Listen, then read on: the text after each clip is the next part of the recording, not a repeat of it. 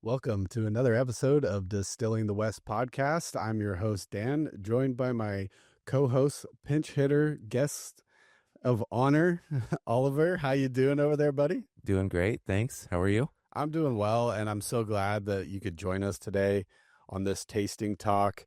We're going to do a little review of the Branch Point Rare and Limited Oregon whiskey that has been finished 6 years in Oloroso sherry cask. And I'd be surprised if it was all 6 years in the sherry cask, but that's what we have as far as information on the label. So yeah, we did an interview with Branch Point when we were first getting kicked off, I think in season 1, and they are out in the Willamette Valley in Oregon. And so they're surrounded by wine all over the place and lots of wheat. That's God's country out there. Yeah, it is so nice out there. Yeah, it's a pretty amazing spot. Yeah, I mean, there's so much to see out there. And, you know, if you're out there and you're in tow doing some wine tasting with the wifey and you need to change it up a little bit, head on over to Branch Point and get yourself a whiskey pour. So yeah, this pour right here is sitting at 94 proof.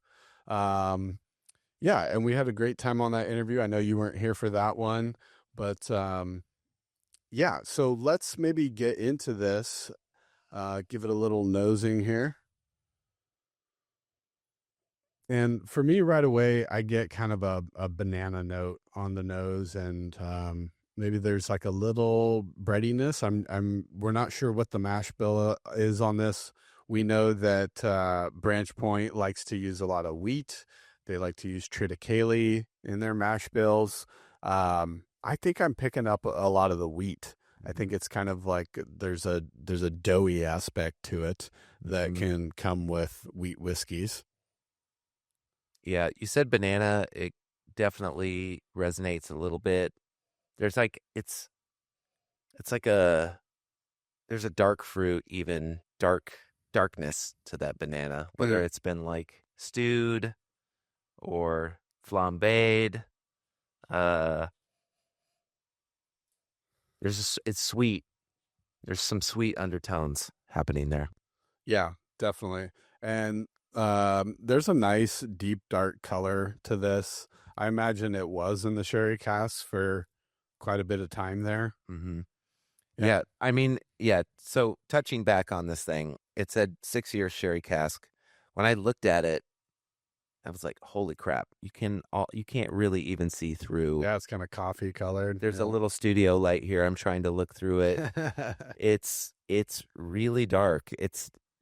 I when I think of sherry, I think it adds like a rose color sometimes, or like a ruby color. This is dark red.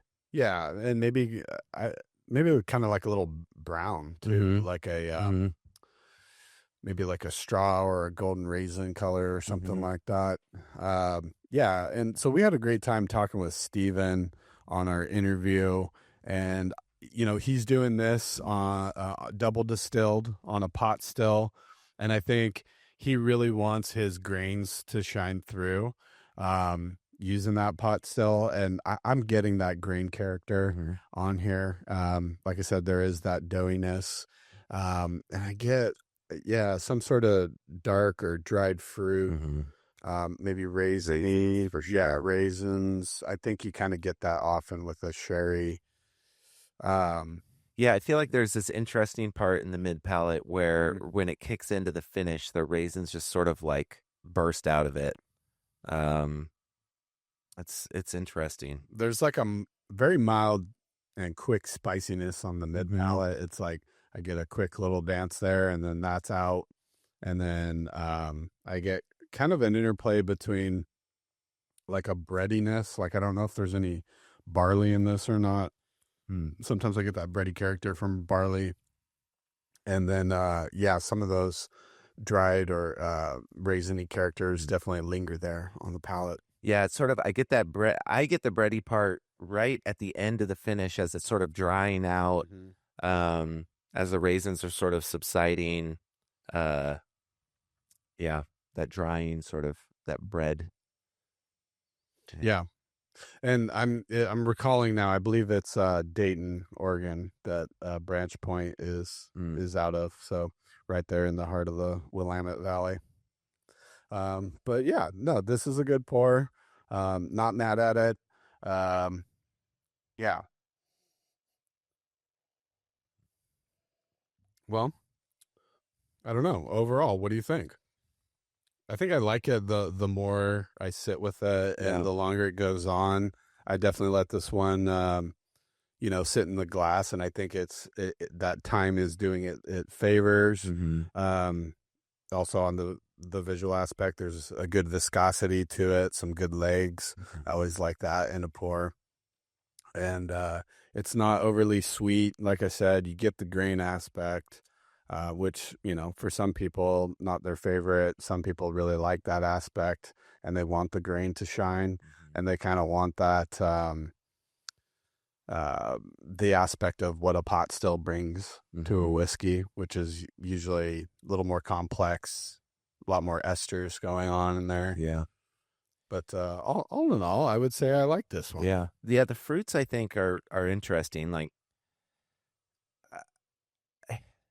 I'm almost tasting a brandy in some ways. Okay. For me, I don't know what it is, and it's been a few weeks since I've had a brandy. But there's definitely a fruit component.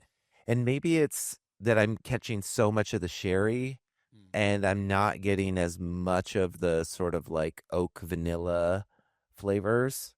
So maybe, I don't know. I know with the sherry cask finishes, they'll reuse sherry casks multiple times. So it would be interesting to know if this is like a first fill sherry. Yeah, or did it come in wet? Yeah, yeah. And when I went to Scotland, I learned that they'll reuse barrels 2-3 times sometimes. And so it would be, and the barrel size changes too. So the surface area and what that imparts. So it would be interesting to know just sort of like what the barrel was that they used, because the darkness is kind of off the charts. Yeah.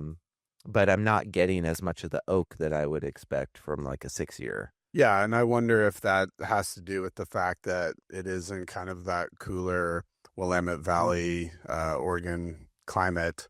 There's probably just not as much barrel interaction, not as much pushing in and out with those wide temperature swings.